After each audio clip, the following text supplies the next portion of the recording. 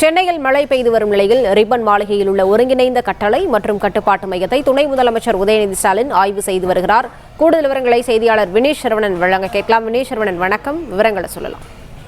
சென்னை பெருநகரில் நேற்று நள்ளிரவு முதல் மழை பெய்து வரும் நிலையில் ரிப்பன் மாளிகை வளாகத்தில் இருக்கக்கூடிய ஒருங்கிணைந்த கட்டளை மற்றும் கட்டுப்பாட்டு மையத்தில் துணை முதலமைச்சர் உதயநிதி ஸ்டாலின் நேரடியாக ஆய்வு மேற்கொண்டு வருகிறார். சென்னை பெருநகரை பொறுத்தவரை அனைத்து சுரங்கப்பாதைகளும் கிட்டத்தட்ட 21 சுரங்கப்பாதைகளில் ஒரு சுரங்கப்பாதை போக்குவரத்து பாதிப்பு ஏற்பட்டிருக்கிறது. அதாவது மேம்பால பணிக்காக அந்த இடத்தில் போக்குவரத்து தடை செய்யப்பட்டிருக்கிறது.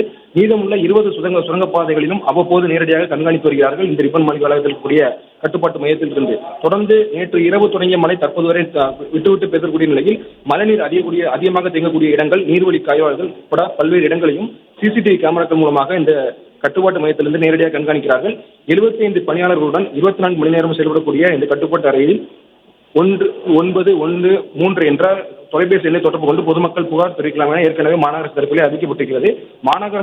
பொதுமக்கள் தரப்பிலிருந்து மாநகராட்சிக்கு எத்தனை அழைப்புகள் வந்துள்ளன, எந்தெந்த இடங்களில் மழைநீர் அதிகளில் தேங்கியிருக்கிறது, இதுவரை பொதுமக்களிடமிருந்து பெறப்பட்ட புகார்கள் மீது எடுக்கப்பட்ட நடவடிக்கைகள் என்னென்ன என்பதெல்லாம் அங்கிருக்கக்கூடிய அதிகாரிகளிடம் துணை முதலமைச்சர் உதயநிதி ஸ்டாலின் நேரடியாக கேட்டு வருகிறார். அதே போல் கால்வாய், போட் கால்வாய் உட்பட முக்கியமான பிரதான கால்வாய்களில் மழைநீருடைய வெளியேற்றம் அளவு எந்த அளவுக்கு இருக்கிறது என்பதையெல்லாம் சிசிடிவி கேமராக்கள் மூலமாகவே இங்கிருந்து கட்டுப்பாடு நேரடியாக ஆய்வு மேற்கொண்டு